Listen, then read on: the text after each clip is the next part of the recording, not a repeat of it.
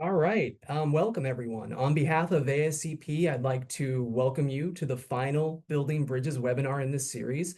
My name is Joe Baker. I'm the Director of Engagement and Experience for the ASCP Board of Certification. I have over a decade of experience in the space of international development and outreach, and just helping internationally educated scientists navigate the process of earning their ASCP BOC credentials. I'll also be one of your co-moderators for this session, along with my good friend and colleague, Dr. Mohammed Abdelmonem, who will be your other moderator. Mohammed? Thank you, Joe. My name is Mohammed Abdelmonem, and I'm the clinical supervisor for Reference Lab and Blood Bank at Stanford University Hospital in California. I serve as a member of ASCP Diversity, Equity, and Inclusion, D&I committee, and also the Commission of Continuing Professional Development, the CCPD. I'm also the BOC ASCP regional representative in the Middle East and North Africa, MENA region. I'm honored to be co-moderated this session with you, Joe, today. Thank you, Mohammed. Can we move to slide 3? We want to start by acknowledging that this resource was made possible by funding from the CDC. However, ASCP is solely responsible for its content, and the viewpoints shared do not necessarily represent those of the CDC. Mohammed? Yes, so today's session will have two parts. First, we'll hear from our international scientists who have transitioned in the US medical and public health lab workforce. Next, we will hear from our panelists. We'll share a quick overview of immigration process and relevant policy updates. We will wrap up with a Q&A session for you quick reminder. The session recording, slides, and additional resources will be available in our website in 2 weeks.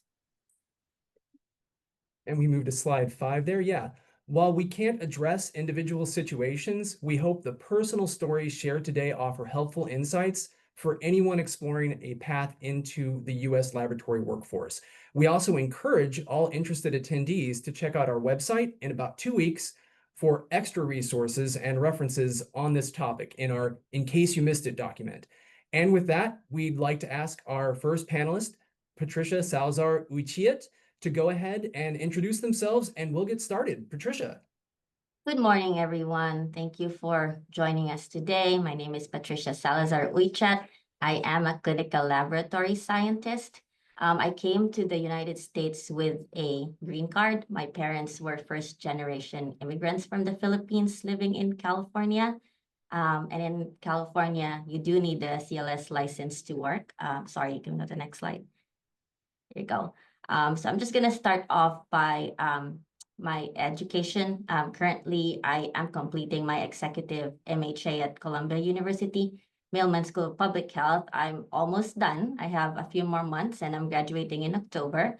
But my clinical laboratory science background started in the Philippines with a bachelor's in lab science in 2010 from Southwestern University. So I'm gonna go through my career pathway. I'm gonna spend some time here. I did mention previously you do need a California CLS license to work here. So what happened was that in the beginning, I didn't have the full year of internship that was required for a CLS license. So I looked into the New York State licensure, which only required 6 months, and I had some friends there. So I, made the decision to go to New York. And while I was studying for my exams, I was a caregiver or a home health aide. And eventually, when I got my license, I applied to every job that was posted on the internet for New York City. And finally, I did get a call back after maybe, let's say, about 2 months from Montefiore Medical Center. And the job was in the blood bank.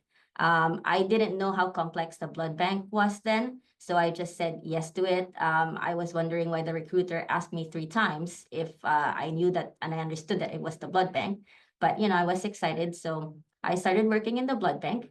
And I was in the night shift, so it was a little bit difficult until maybe a year and a half into it. A colleague of mine that really liked me, who was working at Mount Sinai Medical Center, told me there was an evening shift position over there. So I applied, and then I got the job. There, I learned so much about the blood bank because they are a very big medical center, and our blood bank handled, maybe about 50 antibody panels every day. So I learned so much from that role. But I think my career got its a head start really when I was looking for a job for my husband. He works in IT, and I was looking at the Montefiore website, and I found a job for the for a laboratory information systems analyst. They were looking for a lab tech, a lab scientist, because they wanted someone who understood the lab versus someone who just knew IT. So I applied for the job. I got the job. It was very interesting. You know, I worked with HL7 messages, test builds, system workflows, um, everything new to me. However, I missed working with people. I realized that I was energized every time they sent me to the field to work with supervisors in our many labs for Montefiore. So I thought about it hard, and I wanted to go back to the bench. But when I went back to the bench, I actually went back doing hematology and chemistry. So this time I learned a lot more about the different areas in the lab. I still did blood bank when I was at the Allen Hospital. Um, and then maybe about another year and a half, somebody had mentioned to me there was a QC supervisor role in chemistry, again at Mount Sinai, but in a different campus. I had applied, and they did like my background since I knew a little bit of LIS as well.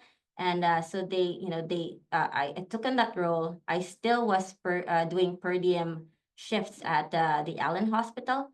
And that went on for maybe another, let's say, around 2 years. And then in this role, I actually learned so much, about regulation. That was the first time I realized that supervisors actually have a lot to do. In the beginning, when I was a junior lab scientist, I just looked at them and asked, why they're always in the computer while I was running around like crazy. But I realized there's so much more to their job. And then this is also where I I met my mentor, which was a very important part of my career. She was our medical director in chemistry, and she did not just teach me about the technical aspects of my role, but she taught me leadership skills, which was very important. And then there was an opportunity that opened at Mount Sinai West, which was another one of the Mount Sinai hospitals, our sister hospital. And it was for operations manager. No one wanted the role because the leadership there was difficult. But my mentor actually pushed me and said, I think you can do it. You're still young, you're still malleable. I think you could go with the flow. And the leadership there, I mean, the lab director was going on LOA soon, and she thought that I would be a good fit for the role. So I honestly said, I don't know if I can do it, but I trust that my mentor knew me well by then. So I went, without knowing anything. My first day on the job was the day before Christmas, and I didn't know anyone. So it was holiday season. I didn't know anyone. And my director actually said, hey, I'm just here for 2 hours. Here's your desk. I'm going on LOA. So, I had to be very resourceful. I think, being humble really helped me in this role because I had to go up to the techs that were there and just ask them for information until I could put puzzle pieces together. So in this role, I actually was promoted to lab operations director after 3 years. Because I didn't actually have a director all that while. When my director went on leave, there was an interim director, and I was sort of the go-to person for the hospital when it came to the lab. So in this role as lab operations director, I actually also oversaw anatomic pathology. That was a whole new experience for me because I only knew clinical pathology. I just had to absorb everything. I had no choice but to learn and grow. And I actually almost gave up during this time, not because of of the job, but because I had a baby. And it was very difficult for me to think of every problem about the lab, and then it all fell on me. So again, my mentor really came in handy during this time. She's also an immigrant, also a woman of color. She's from China, and she built her career from the ground. And she told me, I know you. When your kid goes to preschool, you're going to be a little bit bored. So I think you're going to regret stepping down at this moment in your career. So you just have to power through it, ask your leaders to be flexible as long as you can do whatever you need to do. And so I took her advice, I just powered through, and then eventually I decided to apply for the MHA program at Columbia University. I think that really broadened my scope. I was looking into quality then, but I'll talk about this more a little bit later. I realized that I wanted to be in the lab at that point for a long time because there's a lot more opportunity in the lab than going outside the lab. So eventually, I got an interview. I was found by a headhunter on LinkedIn, and it was for an associate administrator role at Keck Medical Center of USC, where I am at right now.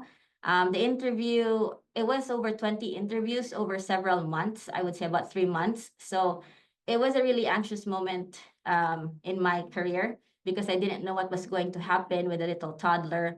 So this role is actually a VP level role, and I report to the COO. And then from this point, I'm just going to segue to my current responsibilities.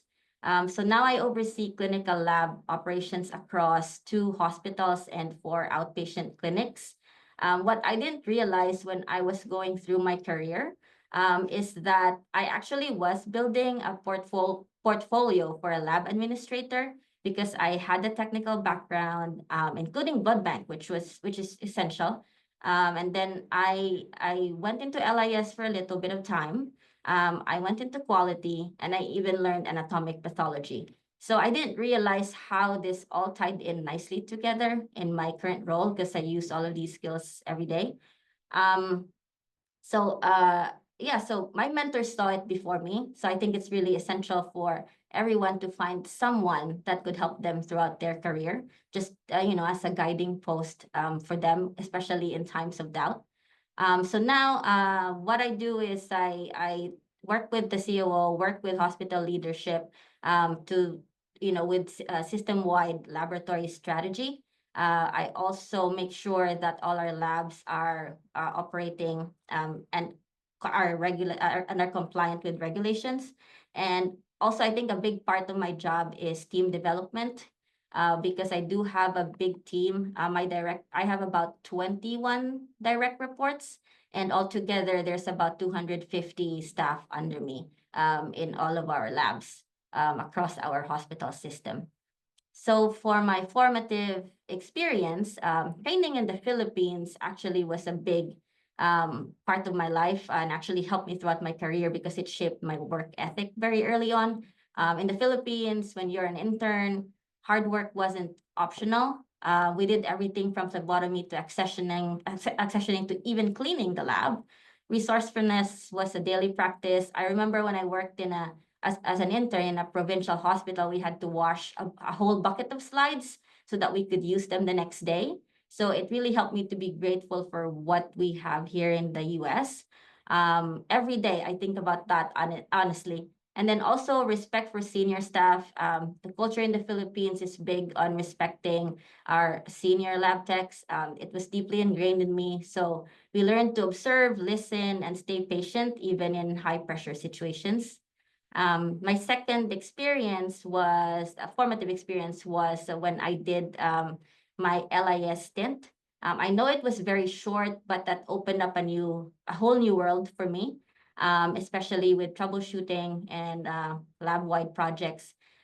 Even as a manager, I used the skill very well because I can talk to our LIS team and move through projects very quickly because I understood what was going on in the background. The third experience is leading through COVID. Again, I was a young manager, but I didn't have my director with me that whole time. I had an interim director who was assigned, but they were not on site at all. And during COVID, they were one of the few that actually got hit with COVID first, so they were out for a couple of months. And so I had to be the main contact for the whole hospital for anything laboratory, and it's just there's constant stream of communications every day, and I got to know the hospital leadership very well. And then also the fourth formative experience was just the MHA at Columbia. I mentioned earlier that when I went into this, I was thinking of going into quality because I didn't think there was a lot more to do at the lab at my level where I was. And when I took the courses for the MHA, I realized that the lab needs to be a business partner to the hospital. This is where I learned about business acumen, how to talk to other leaders, how to tie in the lab into all the quality metrics that the hospital has. So the lab would be a team player, not just in the background. So this is a really big shift in my perspective when it comes to where the lab is. So we're not just people in the basement, we're partners in reducing length of stay, improving metrics, and ensuring safety. For how I build bridges, I do mentor new lab professionals. We did hire a couple of lab scientists from the Philippines in my previous job. And when we talk about mentoring, it's not just about career. We actually took a couple of the lab scientists to the bank in New York. We walked them around, we had lunch with them. So it's really helping them transition into a new country, into a new culture. And I feel like, you have to really see everything from beginning to end, not just their careers, when you help bring them into a new place. Also connecting on LinkedIn, we actually hired a few people on LinkedIn. And in the beginning, when you open up that job posting, there's a lot of responses and you really have to sit and sift through them. So you have to take time and review the requests and really look for global talent. I think, we should use every tool we have to bring the right people in. And also promoting leadership and visibility. As I mentioned, the lab is not just, in the basement. We have to bring the lab to the forefront. We have to talk to our hospital leaders and really show them what the lab can do. Going over to opportunities of interest, volunteering at hospitals and clinics. This was really helpful for me because when I was a young lab scientist, I volunteered at an ICU floor and I saw how the nurses work. I actually saw how they could possibly mislabel specimens. And whenever I'm down at the lab and this happens, I viewed them as people that could make mistakes, and I had a better understanding of what they were doing. So I had better communication with nurses. So I would encourage all folks, if they have the opportunity, if they're already working in the hospital, to volunteer on the floors and see how everything unfolds over there so you understand the bigger picture. Also, there's the ASCP mentoring program. I think this helped me very well because I did talk to a couple of people. At some point, I was considering a PhD and then decided against it because I thought that the leadership in an administrative role was better suited for me. So please, actually make use of this because it's available to everyone. Also, seminars and conventions. I actually attended seminars and conventions later in my career, not in the beginning. But when I went to an ASCP convention, I think that was in 2023, I met a lot of younger lab techs through PAMIT. And PAMIT was, sponsoring them to attend this seminar. And I realized, hey, I wish when I was younger, I knew about all of these opportunities, because it does open a lot of doors. So if you have that, ask your lab leaders to see if they sponsor or connect with PAMIT if they do have that opportunity in wherever you are, because they're in the Philippines, they're in different states in the US. So, really make use of the connections that you have. And to tie it all in together, the three most valuable skills that I've used every day is problem solving, communication, and strategic thinking. Communication is really the number one thing that helped me from the beginning. It is constant, even as you are just starting your career, make sure you communicate well. From the lab tech perspective to a lab leader perspective, that is the number one skill that I feel everyone should have. And I think just a quote that I came up with is throughout my career is every skill you pick up is a stepping stone. If there's no clear path, make your own. And when you do, leave it a little bit wider for the next person. And I think that's about it. Thank you everyone for your time today. Thank you so much, Patricia, for sharing your inspiring career map with us. Next, I would like to introduce our next panelist, Dr. Barbara Koretzba. Dr. Thank you so Barbara. much. Thank you. So I'm section chief of the mycobacterial, mycotic, and parasitic diseases section at California Department of Public Health. And my career pathway is best summarized as public health to academia and then back to public health. The academia part is the mechanism through which I first came to the United States. I was in graduate school in the public health field in Russia, working on my PhD in microbiology, where I participated in multi-center surveillance studies of the hospital-associated infection epidemiology and antimicrobial resistance in local hospitals. The Institute of Antimicrobial Chemotherapy, where I was working in Russia at the time, happened to have exchange program established with the Cancer Center in the United States, which was great, but unfortunately there wasn't a microbiological program, which means that I had to switch the subject for a short time. Nevertheless, it was a great training opportunity that I did pursue. I got matched with the principal investigator at the West Virginia University in the United States, and I came on J1 visa as a research scholar, and university program handled the visa application. The key of being a good candidate for such scientific exchange was the ability to communicate verbally and in written in English, not perfectly, but good enough to be able to carry essential laboratory functions. In fact, at the time that I arrived at the USA, my vocabulary was solely formed by reading scientific papers. So, for example, I didn't know the word to pour, like to pour the liquid. So I would ask to please aliquot some tea. But really, what was also extremely helpful was having some peer-reviewed publications in reputable English language journals prior to applying for those internships. So I did end up doing my one-year rotation in cancer biology in West Virginia University, and it was a very prolific year. I learned a lot and I improved my English significantly. And I do have a word of advice here. If you are doing an exchange program abroad, it is comforting to hang out with other members of the ethnic community, especially if your English is not that great. But, and it's definitely, they can help you a lot to settle in a new country. But really, if you want to improve your language, do try to get out of your comfort zone and try to also hang out with some proficient English speakers, and better the ones that actually don't speak your language, because when you don't have an option to switch to your language, it is a good motivator to improve your English language. Then I went back to Russia. 1 year, I finished my PhD in microbiology, and I received the job offer as a postdoc in West Virginia University in the US for in the same lab where I was rotating just a year prior to that. The university also took care of my J1 visa again. And I continued doing basic and translational cancer research for another year. And even though the research did excite me and I have published quite a few papers, I realized that microbiology was my true love, and I started looking for microbiology jobs in the United States.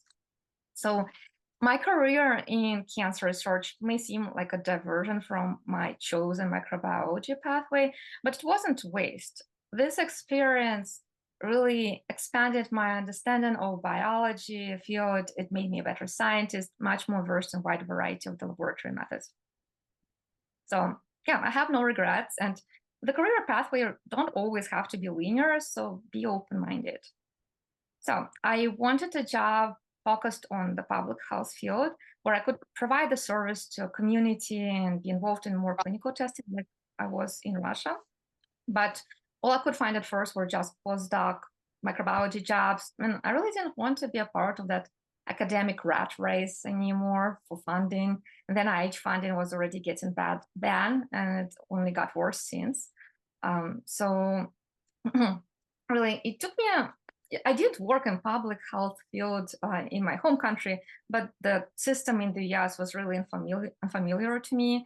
And it took me a while to even discover the existence of public health labs in the US beyond the CDC. And true that federal agencies like CDC, FDA, and USDA are great centers where public health work is done, but the network of local public health laboratories is another opportunity to do clinically relevant microbiology work. And some of them serve as really vibrant centers of practical research and development for a wide variety of microbiological and other applications. So American Society for Microbiology, or ASM, career website was very helpful for me to see the various opportunities within the microbiology field at first. And that's how I found my first job in the public health as a bench level scientist at the California Department of Public Health. Unfortunately, I didn't know about the existence of the Association of Public Health Laboratories back then, and now I would recommend their resources for anyone who would like to explore the career opportunities in public health. So public health labs throughout the country have various requirements for certification. Some don't require any certification to be able to do patient testing. Others, like my state of California, require to get a state-specific license to be able to do the diagnostic testing. And requirements of obtaining to be able to obtain such certification really vary wildly. So you would have to inquire with each individual state lab. However, public health labs do a lot of surveillance of human testing, and they do that kind of environmental testing, which really none of that requires certification. And that's how I started, because I didn't have any certification. I was hired to bring next generation sequencing in California State Lab. So I was doing a lot of public health research, assay development, clinical validation. In fact, we ended up being the first public health laboratory in the US to offer a broad microbiological clinically compliant whole genome sequencing assay. And implementing the whole genome sequencing in public health settings was the formative experience for me, because I learned how much R&D a state public health lab could be involved in, which I initially had expectations coming from academia, but also that something that may seem to an academician like a mundane task, like a validating assay, could be very important to a lot of people in the field, and people would want to hear about it. Hence, I went on publishing several WGS-related papers, writing a handbook chapter, and giving a keynote talk at the ASM&GS conference, all stemming from that experience bringing genomics in public health at a state level. Transitioning from academia to public health field in the US, though, did take a lot of adjustment, particularly learning country and state-specific regulatory compliance, but also navigating state government bureaucracy. And you just can't get away from that. And that's how my now 10-year-long career in CDPH started. I was then promoted to position. I was supervisor over foodborne and waterborne genotyping unit, still overseeing surveillance work since I didn't have certification. And that's when I enrolled in on-job year-long certification program to get my public health microbiology certification, PHM. And that was another formative experience for me, because I got to rotate in the local county level public health labs. And I can attest to the fact that if you have seen one public health lab, you only seen one public health lab. They're all very different and very unique. And if you ever have an opportunity to rotate or even have a day-long visit in another lab in your field, this is a great career development tool. You would not only go to learn new methods and approaches, but you'll form new career connections. So I did my certification training parallel with my job, but at our state, there's an option to enroll in full-time 6-month certification program and get a stipend. And I've provided the link toward the organizers. So at the end, you take a certification exam. And after receiving my PHM certification, it really opened other diagnostic career opportunities for me at the state PHL.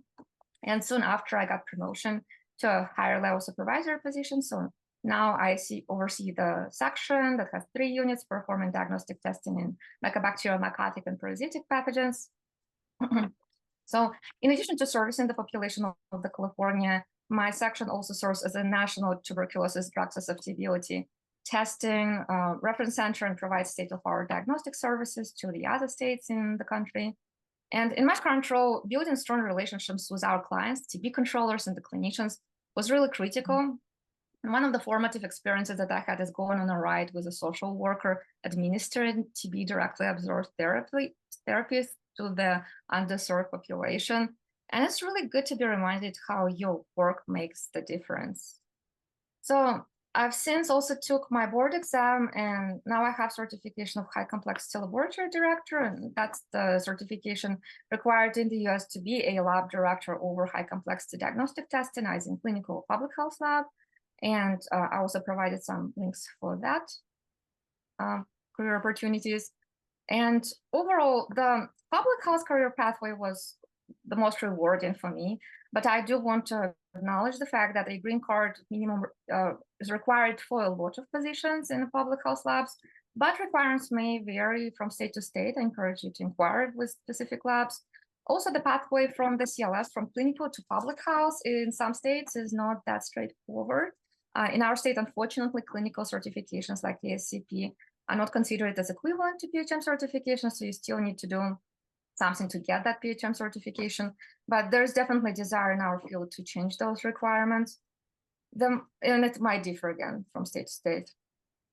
CDPH also oversees in our state clinical certification requirements in the state. So people with the ACP certification wanting to work, let's say, in hospital lab in California, they have some additional requirements that California Department of Public Health imposes for the people with ACP certification to be able to work as the CLS in California.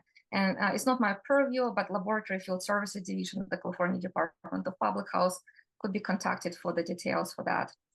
So my last few knows that it can be difficult adjusting to a new country, but people here in the field are very supportive, hence we have this webinar.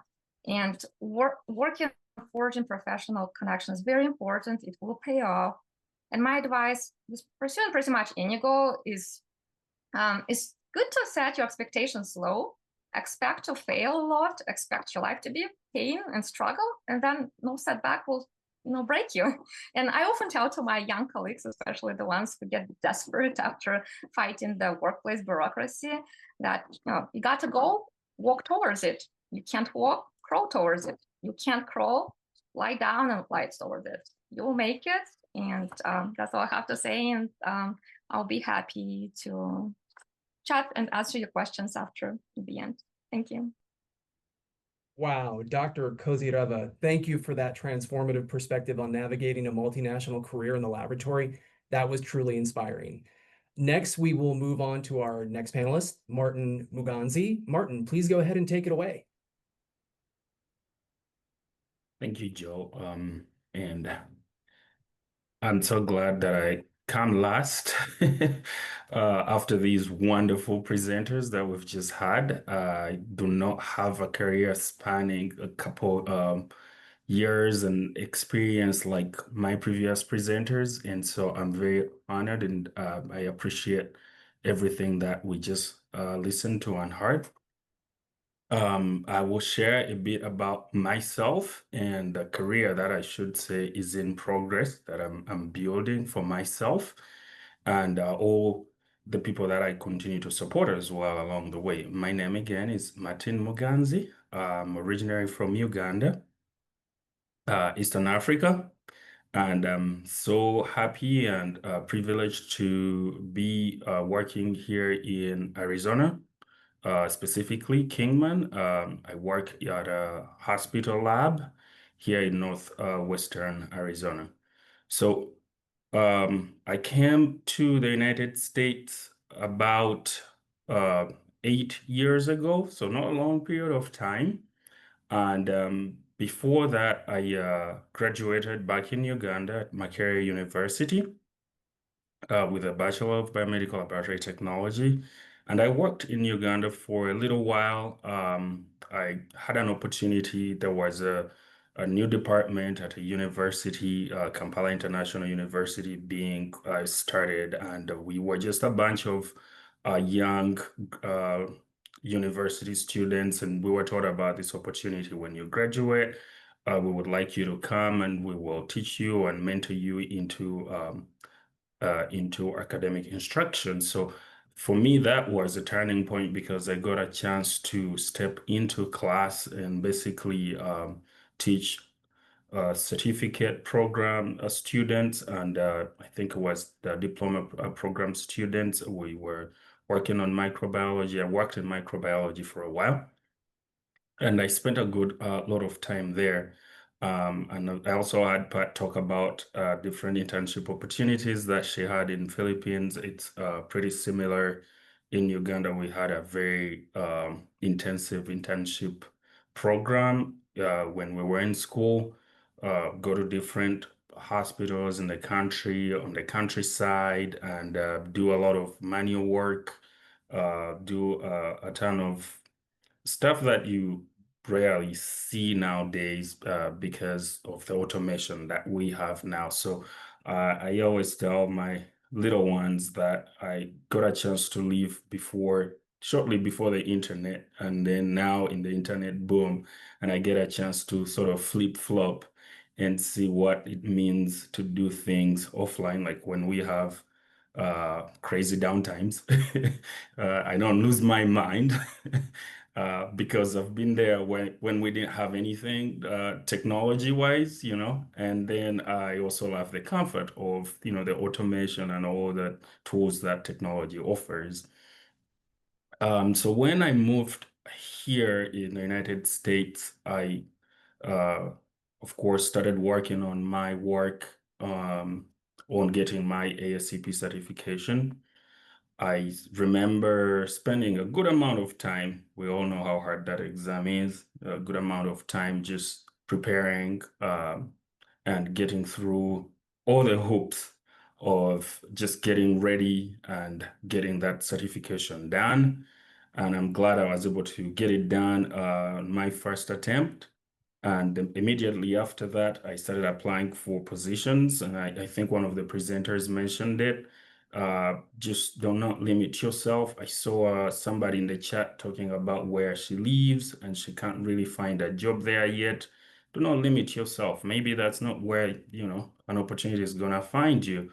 Just apply anywhere if you are able to go anywhere, because I will personally share my own experience. I was living in Phoenix at the time, Phoenix, Arizona, and I was applying to different jobs, and I got interview call-ups, and then I found this job here in Kingman. Kingman is a very small town outside of Phoenix, and I applied to it, and I got a call that very afternoon. So the lab manager called me and said, "We want you." And I was just so surprised because I was like, I just applied for this opportunity. Why is that so? And so I spoke to her. She invited me. She told me, "You should come out, check it out, see our little community here. You probably like it." I grew up in a rural community in Uganda as well, so it's always been my game.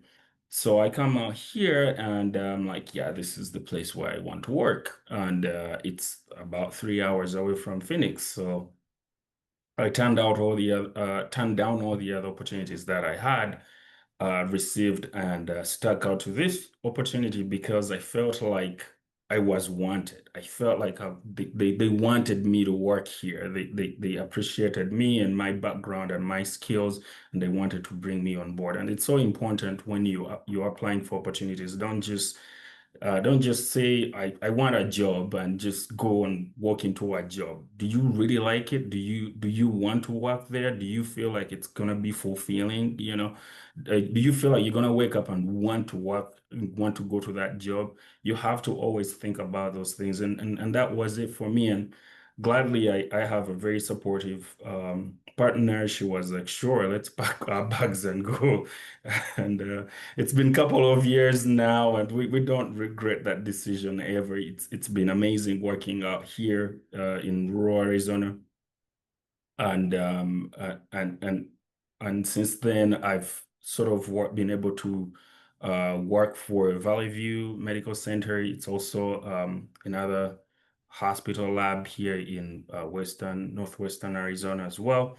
Again, rural and small, but the work is very, very impactful. When you work in rural communities, you appreciate the needs of the people and the kind of impact that you bring to them.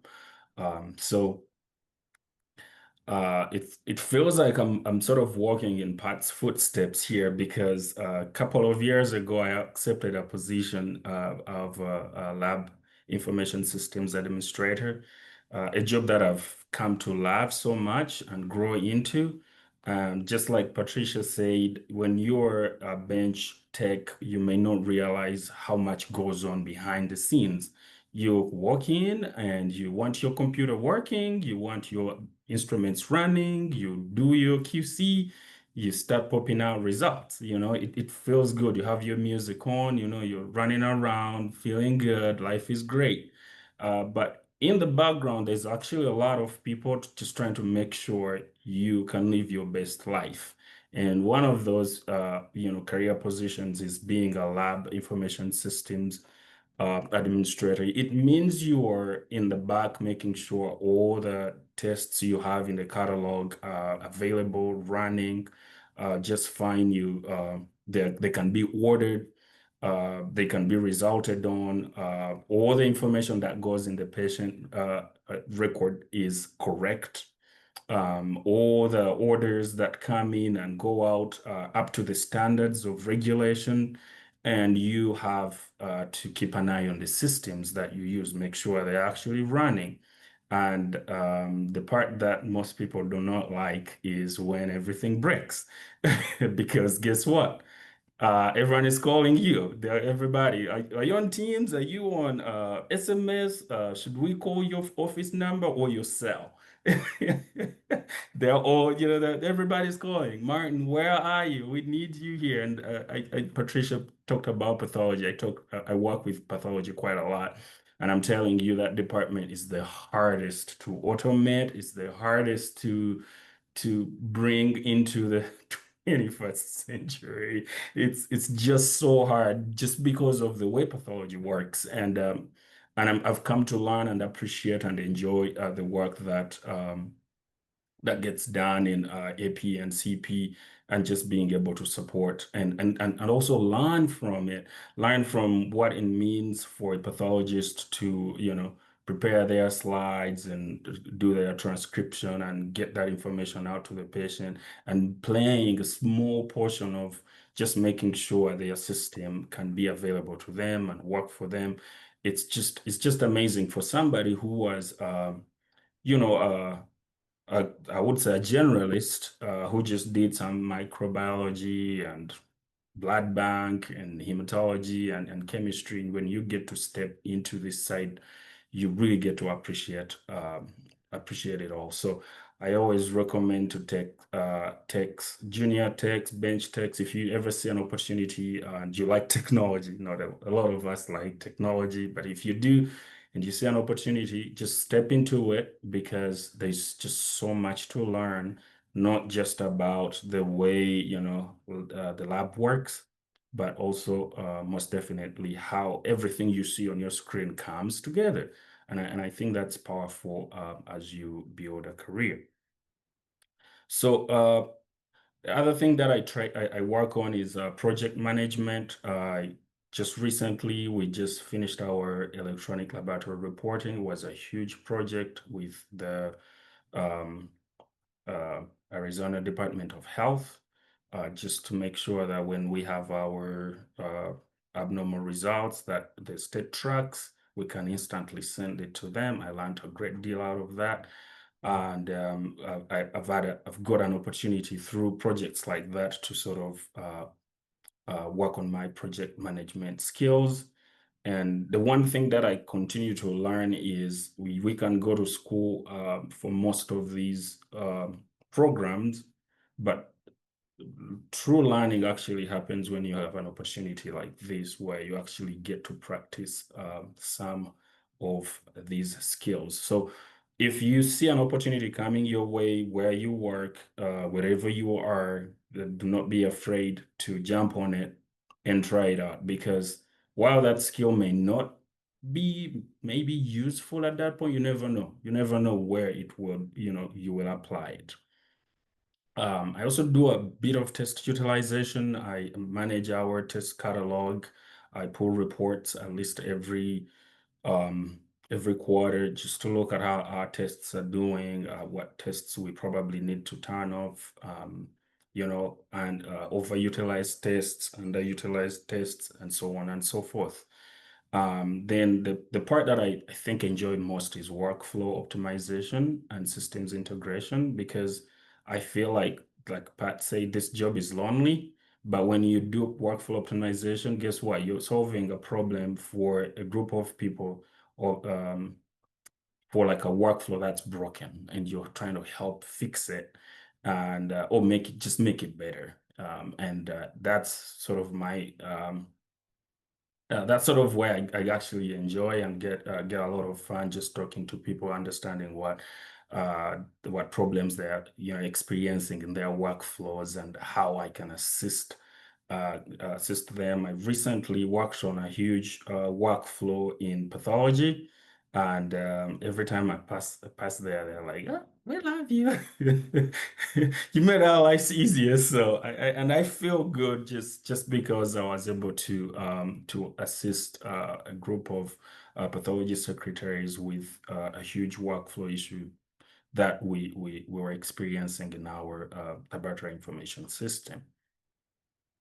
So so a little bit about myself. I've probably talked about it, but I think I got an opportunity earlier on to work as an assistant lecturer. It really opened up a lot of opportunities for me, public speaking opportunities as well. I am a 40 under 40. I don't know if you guys know about that program, the ASCP's 40 under 40. So when that happened, the whole village here congratulated me and celebrated me. I really like I up to now I get people who call me and they're like, we saw you in the news because I was on the news here. We saw you in the news, and again, I'm just not. I'm just gonna say this, that there are not a lot of Black people where I live, and so it's very easy to tell that's the guy who was on the news. So I get stopped and at the grocery store, sometimes at the gas station. I think we saw you on the news. So thank you to 40 under 40. I got those opportunities, and if you see 40 under 40 coming around, please apply. And it's not just about the community getting to know about you and getting to know about what we do as lab techs, but I think there's also a lot of opportunities, because I remember it's around the same time that I got the opportunity to work as an LIS administrator. It wasn't so long. I am a candidate for Lab Management University. I think I'll be done with that program this year, God willing. LMU is ASCP's lab management program. When you have an opportunity, apply and do that program. It's amazing. I've learned so much from that program that I apply in my work today. And how do I build bridges within the lab community? Well, I like to build networks. I think I'm where I am because I'm always out there trying to look for people that can mentor me, or that brick on me. I'm always open to learning. I'm not the kind of know-it-all. I feel like I know everything. I don't need anyone else. I'm always trying to see, okay, who is there, who wants to connect with me. And so networking is so important. And the way I network is not because I'm trying to get something from another person. No, networking is sort of mutual. I'm not about can you get me to America kind of person. Can you get me that job kind of person. Really, you actually kill the whole vibe when you network like that, because you're being selfish. I'm sorry, but I'm gonna use that term. You're being selfish. I think it's just important to just build meaningful relationships with people, and it's through those relationships that people are much more willing and will open up to support and help you and connect you if they know of opportunities. I also like to build networks for others. I feel like when you have an opportunity, when you see an opportunity, share it with others. And so one of the things that with my few skills that I have on hand that I've worked on, I have a group of people that I work with on this side, and we built the Africa Laboratory Management Academy. And it's just our way of also building leaders across Africa. It's new, it started this year, but we are growing pretty fast. And we're just working on finding leaders across Africa and having them on that platform to share their knowledge and their skills to young, emerging, future, and current laboratory leaders. the idea is to make sure we can give a platform and a voice to the laboratory community within Africa. And we have other programs on there that we are building on there. So if you're a manager, a director, or just somebody who is involved or interested in the laboratory programs or the laboratory industry across Africa, please let's work together on just bringing that kind of education across the continent. I also founded a Facebook group. It's called the ASCPI Facebook group. Probably some of you on the call are part of that. We are about 40,000 strong.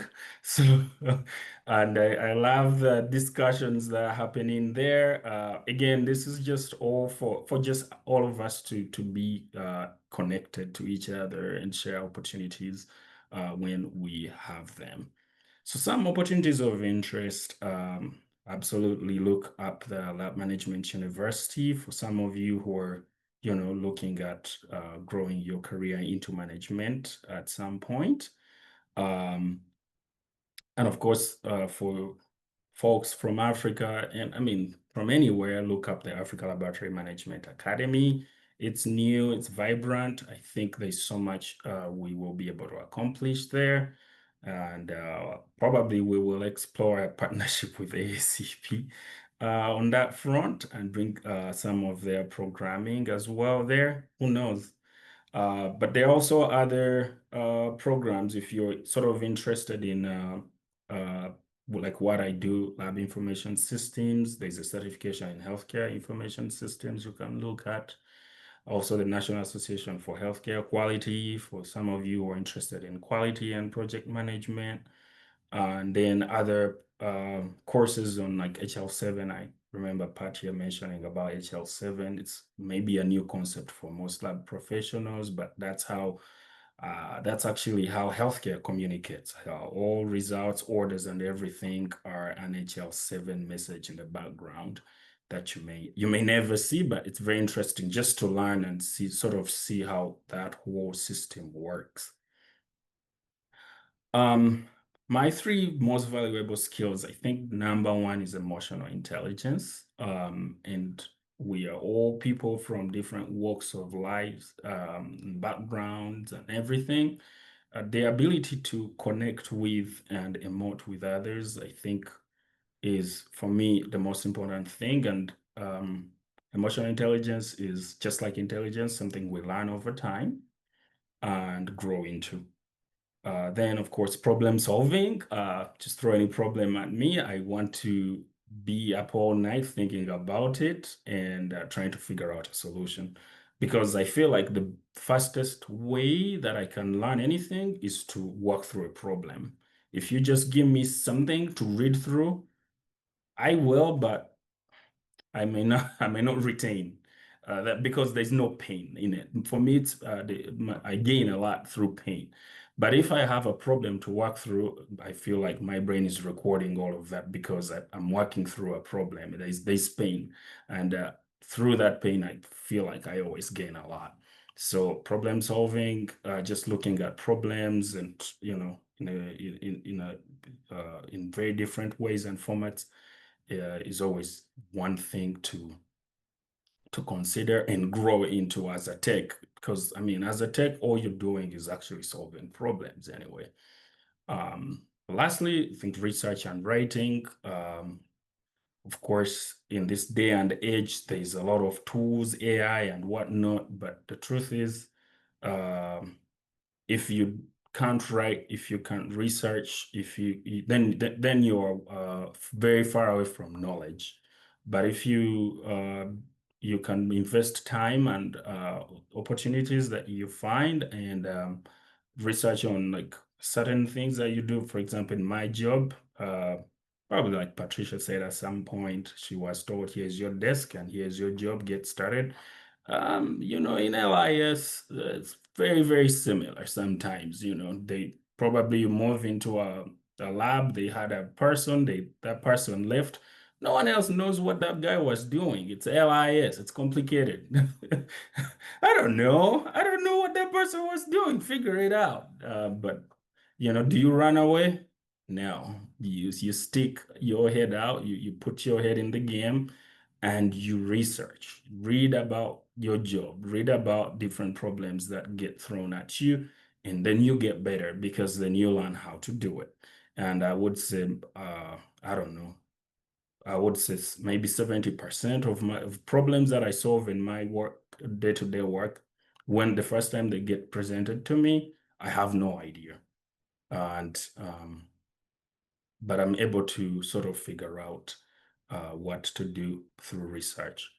So life can be challenging, and so can everything in it. But when we each give our best, we lift everyone high. And this is so important, especially in the lab community. Sometimes we feel like I know everything, or I can do this, or I got this bench, and I'm the only one who can do X procedure, you know. But what if we just opened up with everyone and just lifted everyone and also just give our best? Maybe then it will just be easier for everyone. That's sort of how I always feel. I always want to give my 200% because I believe if another person also gives their 200%, we are very close to 1,000. Thank you so much. Thank you so much, Martin, for sharing your inspiring career map with us, with a very special role in the laboratory information system. In the second part of our webinar, our panelists will share a quick review for immigration process and relevant policy updates. It's my pleasure to introduce my very good friend, Rex. Rex, go ahead. Thank you, Dr. Mohammed. Hello and good day to everyone. My name is Rex Pamitanco. I am the Laboratory Administrative Director at Morrill County Community Hospital. Before I begin, I'd like to express my heartfelt thanks to the ASCP and to the incredible team behind the Building Bridges program. From Debbie to Edna, Danielle, and to the rest of the ASCP team, your dedication to creating a meaningful opportunities and empowering lab professionals like us made this journey possible. So I am truly grateful to be a part of this initiative. So here's my story. In 2003, I arrived in the United States from Saudi Arabia with my H-1B visa and just 2 suitcases and a heart full of hope. I left behind everything familiar to begin anew in a rural critical access hospital in Bridgeport, Nebraska, a place where I didn't know a single soul. My goal was clear: to build a life in the US and ultimately become a United States citizen. 6 months after I worked, my employer petitioned me to be a permanent resident. However, my journey met an unexpected obstacle: visa retrogression. To make matters more complicated, a new requirement emerged during that time and during the process. Foreign trained medical laboratory professionals were then required to obtain a visa screen in order to complete their green card process. Like many others, I found myself stuck in a system that kept shifting. But instead of giving in to frustration, I moved forward. I went back to school and became one of the first hybrid graduate students in the Clinical Laboratory Science Master's program at the Michigan State University. So after 6 long years of delays, additional documentation, and unwavering patience going back and forth to the USCIS office to be fingerprinted, I finally received my green card. That victory was not just a change in legal status. It has a door opening to new responsibilities and opportunities. Soon after, I was asked to develop a short phlebotomy course for nursing staff to reduce pre-analytical errors. That modest beginning laid the foundation for something far greater. I went on to establish a full phlebotomy program at Western Nebraska Community College, followed by a creation of medical laboratory assistant curriculum, and eventually an Associates of Applied Science in Medical Laboratory Technology, all of which I built from the ground up, working 2 full-time jobs. Years later, I had to make a difficult decision to step down from my program director and faculty roles due to burnout. Having two full-time jobs is quite an ordeal. But the programs I have developed remain and continue to serve in Western Nebraska. Throughout my career, I dedicated myself to professional and global service. I have been an active volunteer and leader with the ASCP, the ASCP Board of Certification, currently serving on the BOC Executive Committee, Board of Governors, Workforce Steering Committee, and several other committees. I previously chaired the ASCP Council of Laboratory Professionals, co-chaired the Annual Meeting Education Committee, and I also work with the ASCP Center for Global Health on PEPFAR-funded initiatives in countries such as Guyana, Nigeria, Ukraine, and Vietnam, helping improve laboratory systems in resource-limited settings. I also started the PAMIT USA Nebraska chapter and became the chapter's founding president, then proudly served as the national president of PAMIT USA, creating a platform for Filipino laboratory professionals across the United States.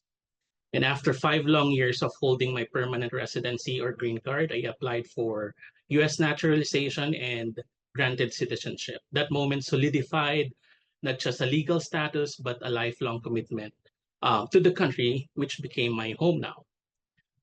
I started from nothing. I am a nobody here from rural Nebraska, but through my passion for the profession, my dedication to patient care, and my service to the community and to the profession, I achieved what was once seemed impossible. I was hired to become a temporary fix to address workforce shortage back then, yet I became a permanent solution. 23 years later, I am still proudly employed by the same hospital that gave me the chance. And my journey is a proof that perseverance, purpose, and service can even turn into most uncertain beginnings and into legacies. So let me just walk you through the primary immigration pathway. Next slide, please. Available to foreign medical laboratory professionals who wants to work in the US. Next slide, please. So here are some disclosures. Please know that I am not an immigration lawyer. Next slide, please. So H-1B is a non-immigrant visa that allows US employer to hire foreign workers in specialty occupations, which include laboratory science. To qualify, the position must require a bachelor's degree or equivalent. And the visa is initially valid for 3 years with a possible extension for another 3 years. For medical lab professionals, this route is often the fastest way to enter to the United States workforce, especially in hospitals experiencing workforce shortage. Next slide, please. So let's break down the H-1B process. Please know that these timelines varies depending upon processing times and availability. First, your employer files a labor condition application with the US Department of Labor. It takes about a week to 6 months. Then they submit Form 129 to USCIS. Processing can take 2 to 4 months unless your employer pays for premium processing, which shortens the wait for 15 days. So once approved, you apply for the US visa at the US consulate. Can take about 2 to 4 weeks, again, depending upon embassy availability. And after a successful interview and visa stamping, then you can enter the United States and start working. And your visa is typically valid within once it's approved. Again, please note that certain countries have in-country regulation, which could add more processing time before your deployment to the United States. Next slide, please. The EB-3 visa is an employment-based green card for skilled workers, including laboratory professionals and scientists. Unlike the H-1B, this is a permanent solution, giving you legal permanent resident status and apparently become a US citizen. This requires a permanent full-time job offer and a more complex process, but it leads to green card and eventually US citizenship. And this is ideal for those aiming for long-term settlement in the United States. Next slide, please. So how it works. So the employer files the perm labor certification to prove that no qualified US worker is available. This step can take 6 to 9 months. Then they file the I-140 petition to the USCIS. Premium processing is available here as well. Next is a waiting period based on your priority date. This is dependent on your country of birth and the visa bulletin. Once current, you can apply for an immigrant visa or adjustment status if you are already in the United States. After approval, you receive your green card and start working as a permanent resident. Again, for this process, it took me 6 years. Next slide, please. So before any visa is granted, foreign trained laboratory professional must undergo credential to confirm their education that's equivalent to the US bachelor's degree. Certification through ASCP BOC is required. That means passing your ASCPI MLS certification. English proficiency tests, reading, listening, speaking, writing tests are also part of your visa screen and is a critical step for both H-1B and EB-3 process. Additionally, some states like New York, Florida, California require state licensures. Next slide, please. So let's talk about the context we're in now. In US is still experiencing workforce shortages in laboratory medicine. That opened doors to foreign professionals. However, we all know immigration remains politically charged. H-1B is currently under scrutiny or has increased scrutiny, especially for third-party placement. Retrogression has slowed EB-3 process again for certain countries. But on the brighter side, thank you to ASCP's Institute for Science, Technology, and Public Policy, especially to Jeff, Edna, and Matt, there's a growing advocacy for healthcare visa allocation, and lab professionals are increasingly recognized as essential workers. Next slide, please. So I want to emphasize a few takeaways for those considering or actively pursuing a laboratory career in the US. First, set your goals clearly. Understand why you're making this journey and prepare yourself mentally and emotionally. This is not just a career change, it's a life transformation. Mental resilience and adaptability are just as important as technical competence. Please do your research. I could not emphasize this more. Please do your research. Every hospital, every community is different. Rural settings may offer visa sponsorship and a tighter knit teams, but may not match your lifestyle preferences. Urban settings may offer diversity, but your quality of life, but the opportunity also comes with cost of living challenges. Know the environment and know your employer before you're committing. This decision affects not just your job, but your quality of life as well. And it does affect the delivery of healthcare and it affects our patients. Be patient. Immigration is a process full of waiting and unpredictability. Remember, patience is a virtue. Success is not handed to you. You have to earn it. Be willing to put in the work, show up for excellence, and embrace the journey. Most importantly, focus on your purpose, your passion for laboratory science, your commitment to quality care, and your desire to build a better life for yourself, for your patient, and your family. With persistence, humility, and courage, you will not just survive, but you will also thrive. Let me shift gears again. And I wanted to touch base on organizations such as PAMET USA and its local chapter who supports not newly arrived Filipino medical laboratory, but other nationals as well as they begin their journey here in the United States. PAMET USA is a national organization of Filipino-American medical laboratory professionals in the US dedicated to promoting excellence, unity, and service in the medical laboratory field. Currently, there are 26 active local chapters and growing, and one of the PAMET USA's meaningful initiative focus on supporting newly arrived migrant Filipino workers in the US. Next slide, please. At the national level, PAMIT USA partners with the Philippine Embassy and consulates to sponsor the post-arrival orientation or PAOS for newly arrived Filipino lab professionals. And during this session, PAMIT USA leaders joined the Philippine labor and consular officials to guide migrants to their rights and responsibilities, including financial management. Through these partnerships, PAMIT USA builds bridge to empower, advocate for the community, for every Filipino starting their new chapter in the US. And next slide, please. And at the heart of PAMIT USA is a deep sense of bayanihan, the Filipino spirit of communal unity and support. Each chapter across the country plays a vital role in welcoming new migrants and helping them to settle into their new lives. Let me remind you that each chapter is different. They have their own program and dependent upon the logistics and chapter resources. I am speaking of what our chapter here in Nebraska do, particularly within Western Nebraska only.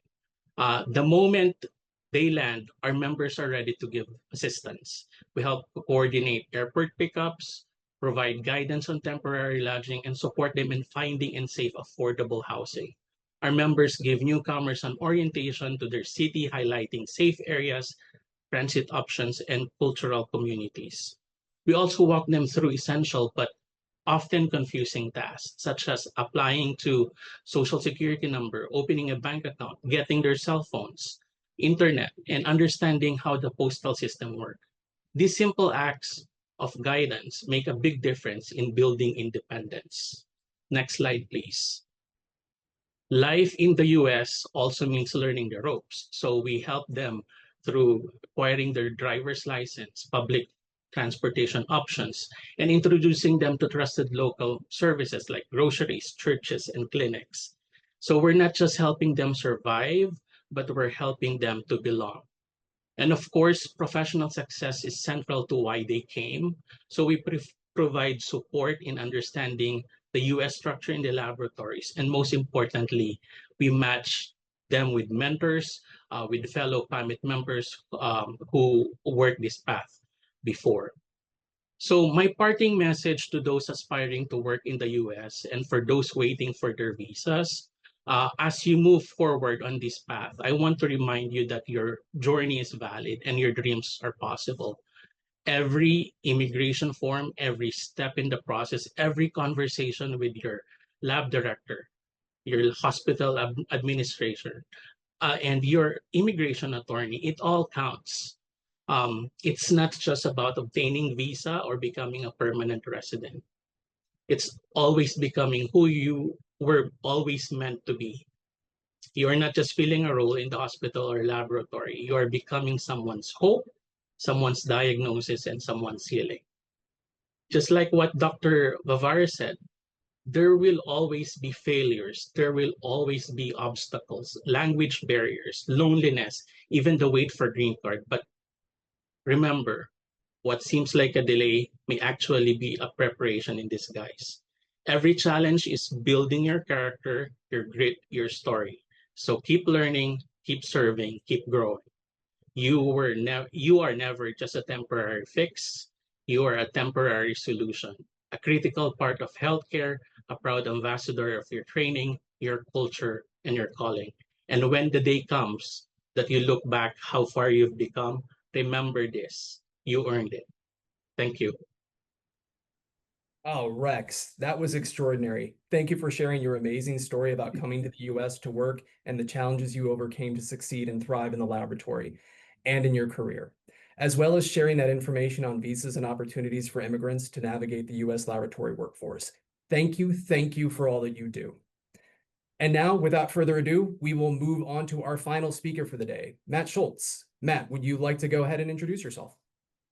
Sure. Thanks a lot, Joe. I appreciate it. I just want to say thank you to all the previous speakers because it's been a great session. I've learned a lot today, so thank you for that. I'm Matt Schultz. I am the Senior Director for the Center for Public Policy at the American Society for Clinical Pathology. Next slide, please. So I'm just going to provide a real brief overview of what I'm going to talk about here. I'm going to talk a little bit about the climate right now for immigration, some legislation that's out there, a little bit about the H-1B, different stuff than what Rex tackled, the visa screening process, and I guess we'll tackle some questions perhaps. Next slide, please.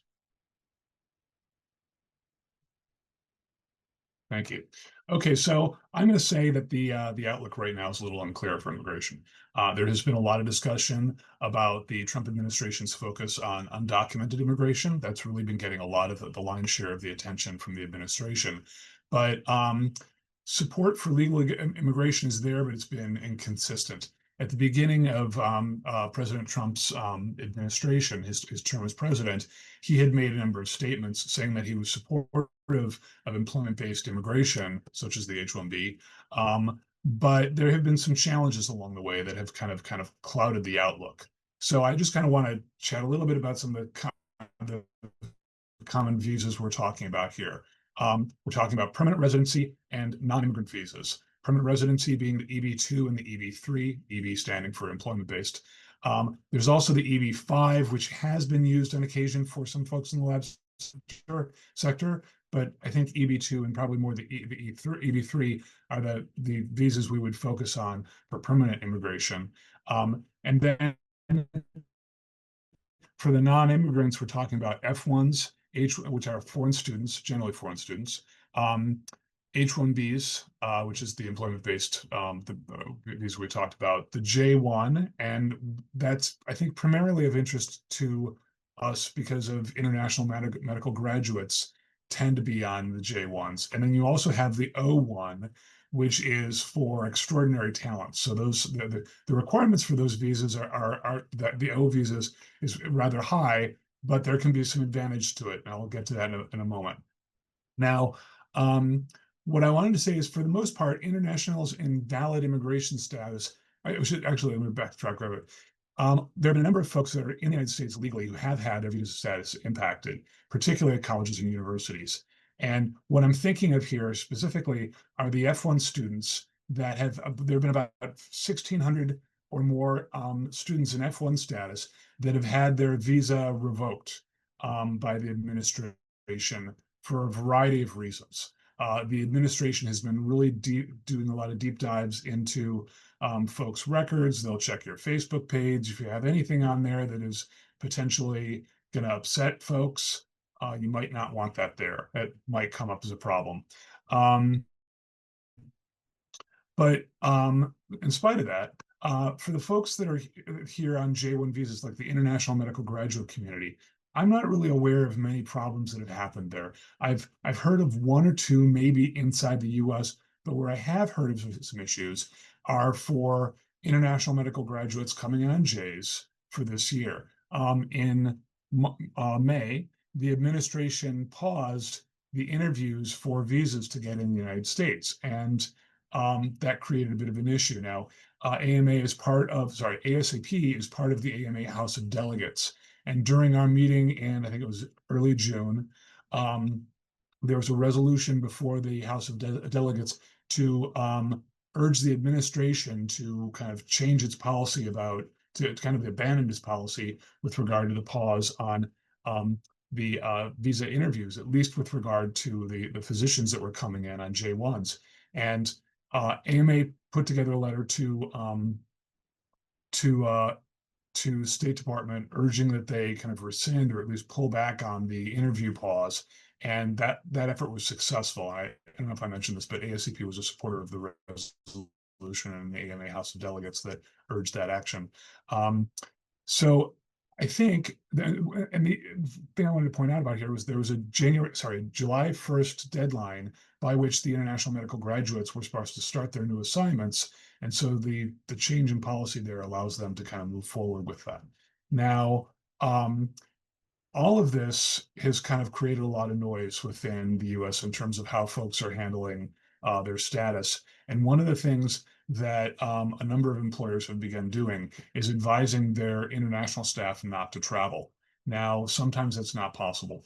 But so if you're going to travel, you need to make sure that all of your immigration documents are in order before you leave. You need to make sure you have all of your documents. and before you do so. But again, a lot of folks are suggesting this may not be the best time to travel. Next slide, please. So I wanted to mention a bill here that was introduced a few months ago by Representatives Mike Lawler and Yvette Clarke, both from New York, called Doctors in Our Borders Act. Now, this legislation expands the Conrad 30 program. Now, folks that come to the United States, and I should say really international medical graduates, when they come in the United States, have something called the 2-year home residency requirement. It's not just for IMGs, other folks have it too, but I think for the most part, IMGs almost always have the home residency requirement. The legislation here would actually increase the number of state waivers from that home residency requirement from 30 to 100 per state, which would be kind of a nice thing to have. I should also mention that recently, I think it was the Department of Health and Human Services created a new waiver program for the 2-year home residency requirement, which has resulted in a lot of primary care physicians gravitating towards that program. I mention that because historically, a lot of specialists have had challenges getting Conrad 30 waivers.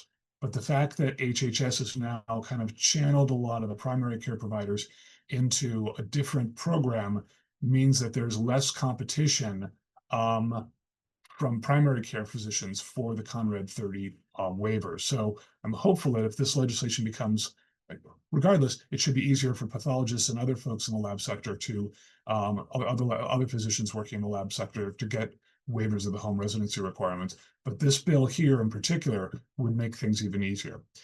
Next slide, please.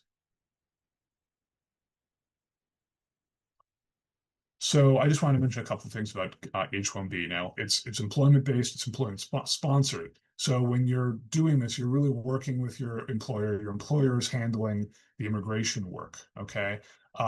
There is a cap on the number of H-1Bs that are allowed. It is 65,000 per year.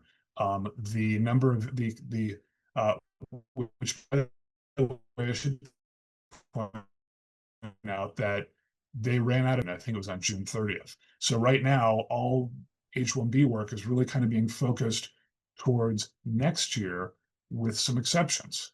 I should mention that for individuals with an advanced degree, there is an exemption of an additional 20, I should say there's an extra cap that could add on of 20,000 additional value visas. In addition, folks who are employees of institutions of higher education, nonprofits, affiliated with academic institutions, and certain government research organizations and nonprofits are exempt from the cap. So my understanding here is that right now you might not be able to get a visa to go work for some commercial lab, we'll just call it Lab X. But if you were working for trying to get a job with a lab affiliated with a hospital or college, sorry, with a university or college, that may work out much better. I mean, there's no cap there. So it's still, what Rex spoke about before about the lengthy process and times involved in going through, that still applies, but you're not going to get stuck by the cap if you're working with if you're trying to work with an organization that is exempt from the cap. Next slide, please. So I wanted to mention a little something about Visa Screen. I didn't put this down in the slide, but Visa Screen is administered by a company called True Merit, and they are the rebranded name of the Commission of Graduates of Foreign Nursing Schools, CGFNIS or FNS. And you can Google their website to get this information that I'm going to provide. But the Visa Screen is a requirement for employment-based immigrant and non-immigrant visas.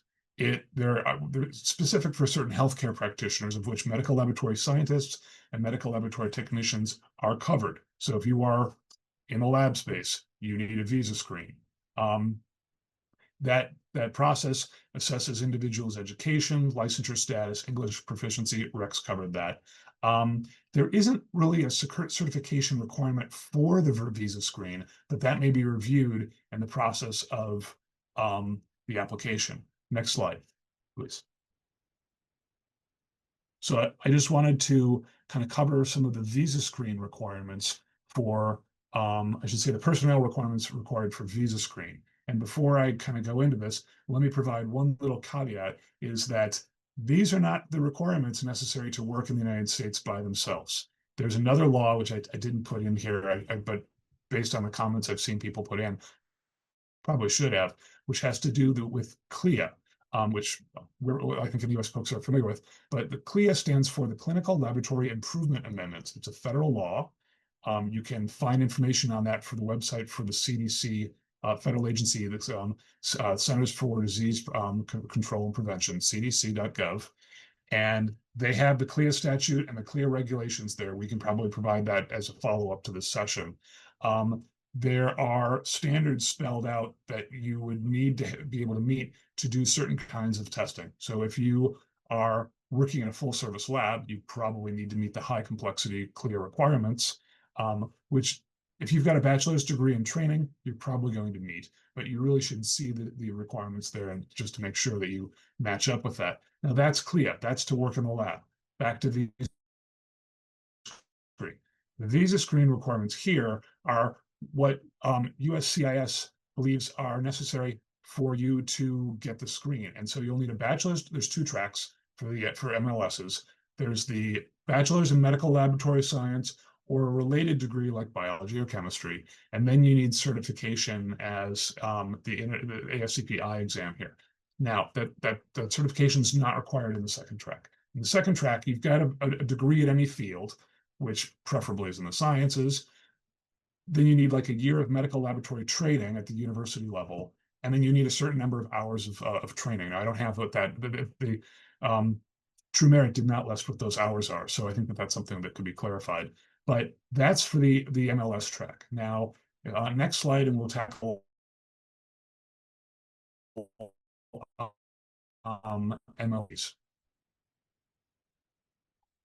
Next slide, please. Thank you. Okay, so similar structure. The first track requires a degree in science, like relative science, medical laboratory technology, medical laboratory science, biology, biochemistry, what have you, and then certification by ASCP. Alternatively, you'd have to have a structured one-year technician program at the university level and a certain number of hours of training. That's the visa screen program. Again, those standards are available on the True Merit website, but it's a little tough to navigate. You'll have to keyword it with the specific category you're interested in. Now, that's, I think, the bulk of my talk. But I did wanted to mention that I think when you're going through this process here, your employer, for employment-based immigration, your employer is largely in the driver's seat for this. They will probably either have like an outside counsel, an immigration attorney to help, or they may have like an inside person that does some of this. It's good to know who that person is and to clarify certain questions with them should issues come up. Now, if you feel like you want to hire your own immigration attorney, that can be a bit of a challenge from afar, but there is an organization called the American Immigration Lawyers Association, or AILA, and they have a referral service. So if you want to hire an attorney and you're ready to do this and you've got something maybe like a job lined up, or if you just want to hire an attorney, that's the organization that I would recommend you go through. What else? I think those are the main things I want to chat about. So again, thanks so much for the opportunity to speak with you guys today. I really hope everything goes well for you. If there's anything we can do, just let us know. Joe, with that, I'm going to turn it back over to you. All right. Thank you, Matt. That was fantastic. Insightful and amazing as always. Many thanks. Well, now that we've wrapped up with our presenters for the day, it's time to move on to one of my favorite parts of any webinar, is the Q&A. So let's go ahead and jump right in. We've got a lot of questions to get through. We're going to stay on to answer as many as we can here. One thing that I am seeing a lot is there's some questions around how do I get that initial, if I have my valid visa screen, that initial work experience in the US. What are some ways to do that? I know that on the ASCP website, there is a career portal. You can kind of look for available jobs. They outline all the different criteria and things that are required. So that's one opportunity. But Mohammed or the other panelists, do you have any idea about some of the opportunities related to getting that all important initial experience in the lab in the US. It's going to really help people be eligible for their BOC credentials and other things as well. Thank you, Rick. Your question about the experience in the US to get some experience to apply for the BOC? Yes. Okay, yeah. So, you know, most of us as immigrants, when we come here, you know, the ASCP, the ASCPI, or the ASCP certification, if it's not required by the state, it's mostly preferred. Depend when you are, because there is 12 states in the US that is require state license, and the rest of the states actually recognize the ASCPI as or approve the ASCPI to work in the as a medical laboratory scientist. So you know, mostly aside from the 12 states that you need to get the state license, the other lab will, once you get the ASCP or the BOC, it should be easy to find a job with the ASCP International. You know, I've seen a lot of question in the chat about California. California states, as Debbie mentioned, is, you know, each state has different regulations, and I know the California state has the most strict regulation to obtain the license. I had a talk with you before, Joe, about the requirement and regulation that you just had changed, and I think the ASCP might connect with the California Public Health Department about looking into the regulation to make it more, you know, I would say more logic for international to get the California state license. Yeah, absolutely. And we would encourage anybody to reach out to us if there's a question that's going on, you're looking for work in your state and certain issues come up, reach out to us. We'd be happy to utilize some advocacy on your behalf to kind of figure out some ways that we can streamline that process for you as best we can. All right, Mohammed, did you want to look? Can you see the Q&A box? Did you want to pick one? Yes, yes. All right. One of the questions for Matt is you mentioned there is 20,000 exemptions for the visa screen. That is for example of advanced degree. The question from the chat is what is example of advanced degree? Is it a master's degree, a PhD degree? What kind of degree that will have 20,000 exemption? Yeah, so you know, it's a good question. I think generally we're talking about a graduate degree. I mean, if you're talking about someone who's trying to come to the United States and let's say they're like a physician from overseas, I think that's gonna get you there. If they've got a graduate degree, like something that's at the PhD level, you're fine. I'm not 100% positive about a master's degree, but I would think that would work. So I can look into that, and maybe I can provide some information on that when we do follow up. Great. Another question from the chat. What is the one outstanding factor that help one to be recognized in applying for international jobs? How do we join mentorship program to get mentorship through the ASCP website? Is it free or do we have to pay?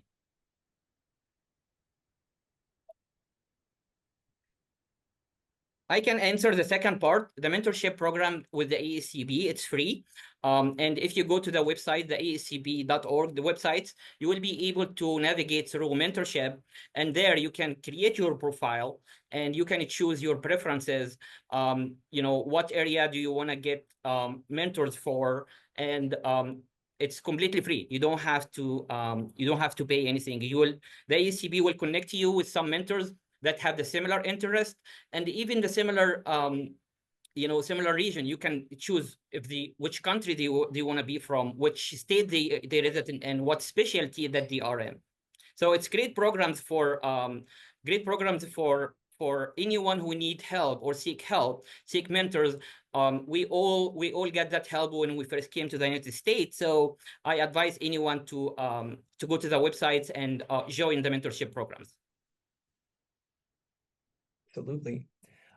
Here's one. Is it possible for somebody with an international BOC credential with several years of experience and expertise to be offered a laboratory supervisor position? Any panelists with any experience with that?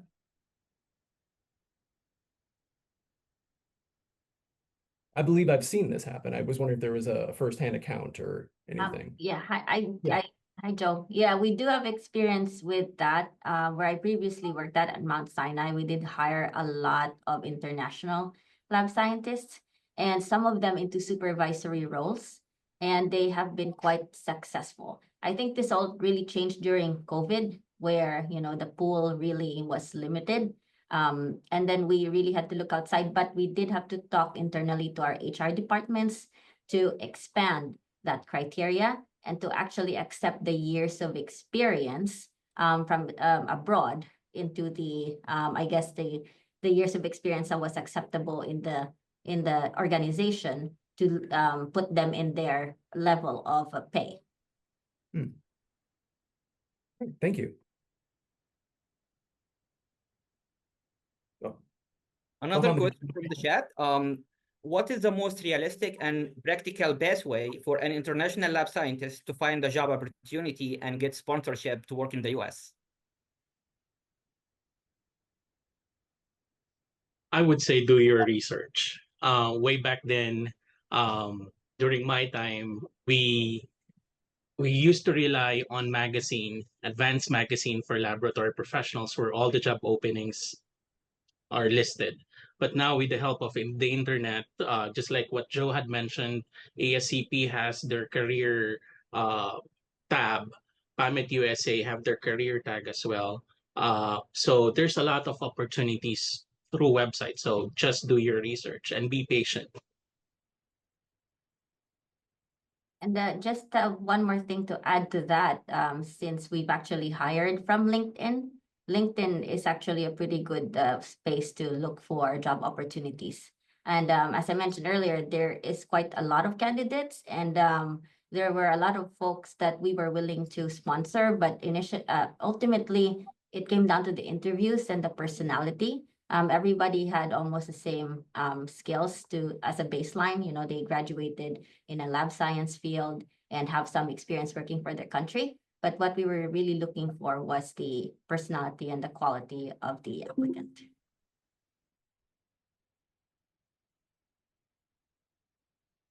Great, thank you all for that. This was an interesting question. Does PAMET help non-Filipinos with locating jobs, placement, or anything of that nature? Yes, we do. In our chapter, we only not help Filipinos, but whomever reach out to us, we have South Korean who reached out and was employed with our group as well. So we did help them. So it's not just exclusive for Filipino. Great, excellent.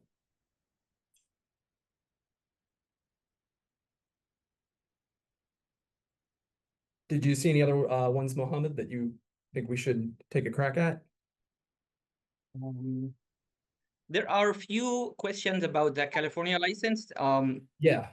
And I think we mentioned that the ASCP will do some connection with the CPTH.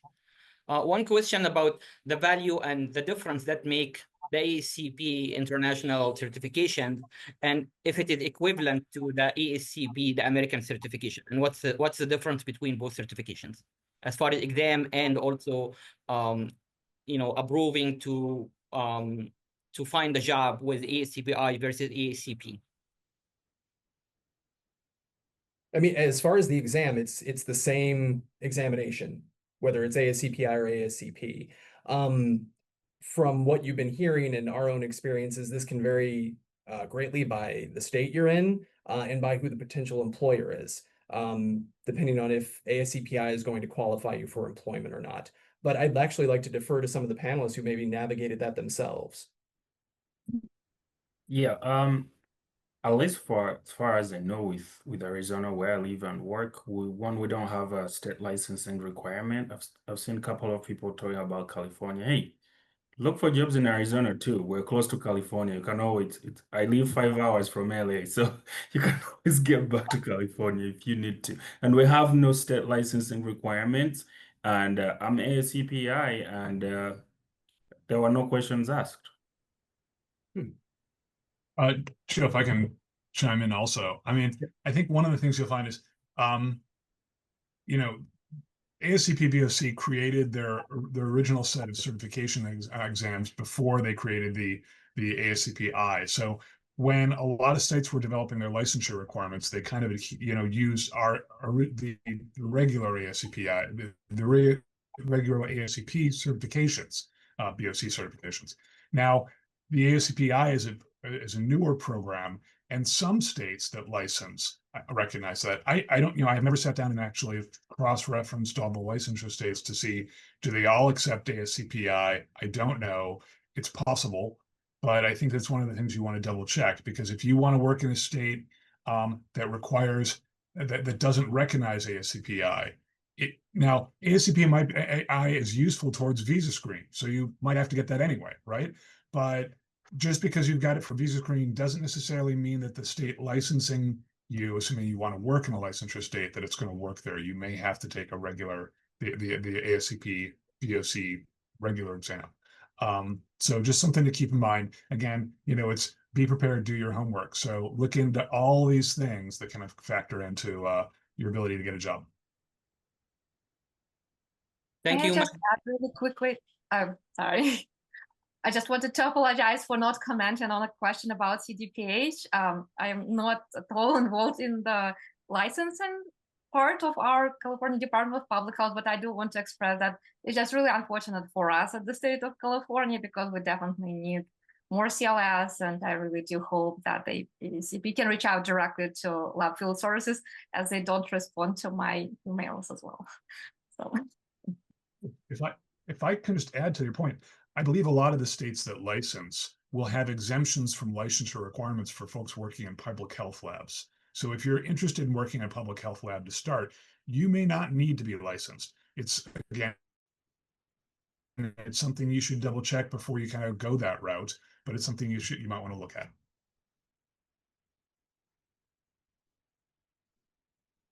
All right, I'm gonna grab this one. It was kind of interesting. I believe it's from somebody in Nigeria.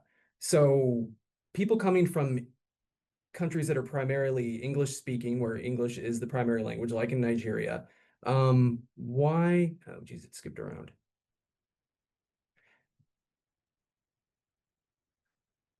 Why do they still have to undergo the IELT before visa screening?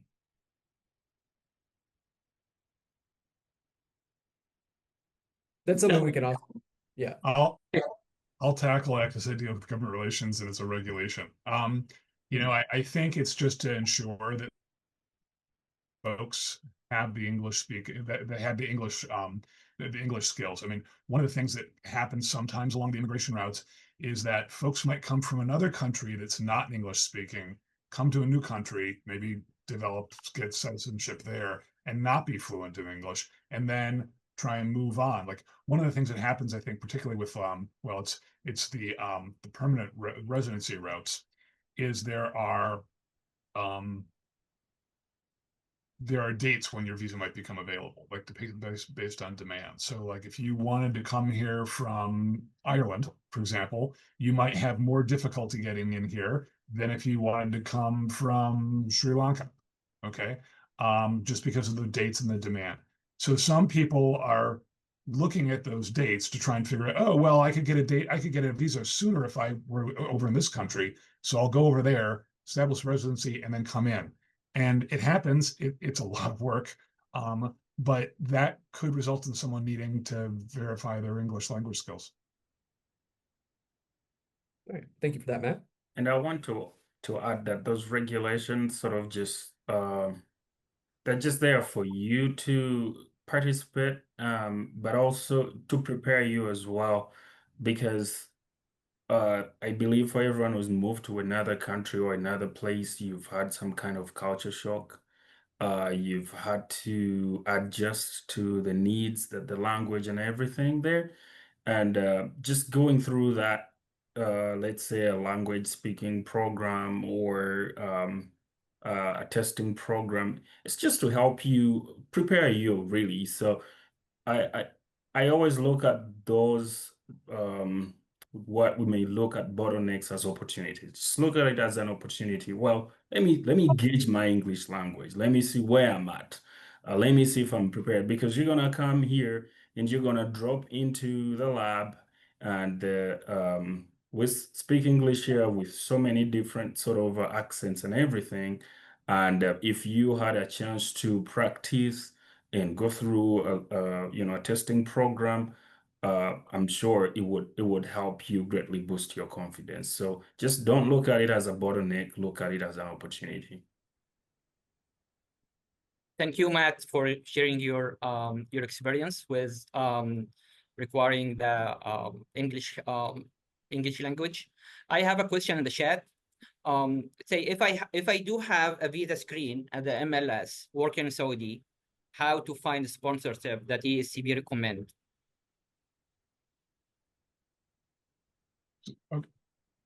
Okay, Mohammed, was that question for me or just to anyone to answer? I think it is general question, but it's more about someone who already have a visa screen, how to go forward and defines a lab or a hospital that will sponsor them. I'm going to defer to my panelists, colleagues for that. So visa sponsorship, I think is really sophisticated. I mean, it's a little bit complicated because if you want to be sponsored, you have to apply for a job first, and the company has to, or the organization or the laboratory has to put a job out there, and there's always a fine detail somewhere towards the end of that job description that this job accepts, applicants outside of the US, or this job will give you access to visa sponsorship. Every employer usually puts that information there. And so when you're searching for jobs across the board, always look for that language, because if you find it, then you know that employer is interested in hiring someone from outside the US. That's sort of where I would start from. Now, I've also heard there are other like businesses that sort of they're sort of like brokers. They will like give you that they'll get you in front of an employer, you will interview, and if the employer says yes, they'll start working on an application process for you. I do not have much information about those businesses and how they work. It's of course, do your research, look into them, see what's there. There's gonna be fakes as well. There's gonna be scammers out there as well. So be vigilant. Just be on the lookout. But what I can for sure, and what I know for sure works, is go and look at the jobs that are being posted and see if they're doing visa sponsorship, because then you're directly working with an employer.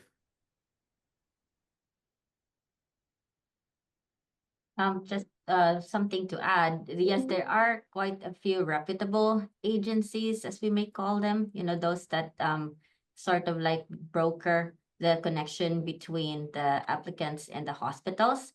When I was with the PAMET in New York, they had a few folks that they trusted. I'm not sure if Rex knows if there's a list of them somewhere that PAMET has, but these are businesses that we had really trusted. And they reach out to the hospitals and they work with administrators. I worked with one of them when I was director at Mount Sinai West. And at that point, honestly, I had actually filled our positions doing my own research on LinkedIn and just working with our international office. So I didn't need to use the agency. So there are lab administrators out there who are doing the work themselves. Again, it just takes patience and perseverance if you're on LinkedIn connecting. Send messages to folks with the job openings. There are lab administrators out there that are very active on LinkedIn. So it's just a matter of really looking daily and putting in your application, and then eventually, again, it depends on when you get an interview, it comes down to the personality. I've talked with other lab administrators about this, and I saw a lot of questions in the chat wherein they've tried to submit applications, they get denials. The fact is that when we put a job requisition on LinkedIn, there are just so many applicants. And if I put one out, there may be 50 to 100, in the initial few days. And then when we sort through all of them, we look at someone, who stands out, just basic skill requirements, and then do the interviews. So yeah, that's just my 2 cents. Thank you. Thank you, Patricia. DB just shared some of the agency that they may be able to offer some sponsorship in the chat. And Mohammed, that can be found on the PAMET USA website as well.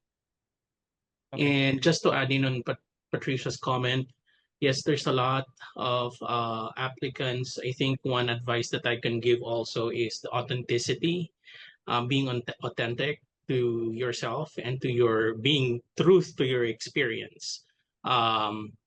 Because some applicants would say, I do this, but when you do a surprise technical competence via online, then you'll be surprised that they are not able to identify basic.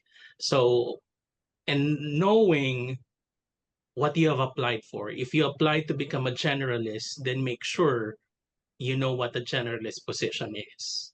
So authenticity is very important for us as well. Thank you. If I could also kind of throw one thing out there, I know that there are some services I was just trying to find it, I can't, but one of the federal agencies, I think it's USCIS, I believe actually provides some sort of data on companies that have actually secured H-1Bs to hire employees. So so you could actually, I'll see if I can find this for later on, but they'll basically say, oh, like LabCorp or Quest hired X number of H-1Bs. I think for a general rule, the bigger an employer, the more likely they are to do this. So, you know, if you were looking at a university, for example, like a university hospital lab, a big institution like University of Minnesota, for example, might be more likely to do this than a smaller school. So just something to think about. But I think there are some sites out there that actually search through the government databases for where H-1Bs have been awarded and have that available. I'm sure they're charging for it, and I can't say anything about how reputable are, but that might be something to look into. Just wanted also to comment on the process for screening for the applications, at least in the large public health laboratory settings. The HR is often the group that reviews the applications prior to them getting to the laboratory, the supervisors, and they're looking for keywords and for the main requirements. So make sure to review the job requirements really well. Make sure that you really highlight your certification that you possess, your degrees, to where your application doesn't get filtered out at the stage of HR review. And by the time it makes to the actual scientist, to the supervisor, I personally appreciate well-written letter of intent that describes how to what extent you're really excited about this opportunity.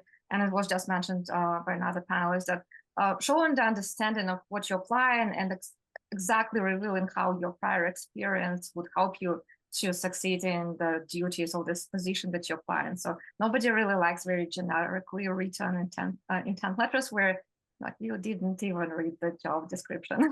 So yeah, that's my intent. Thank you so much, Barbara and the team.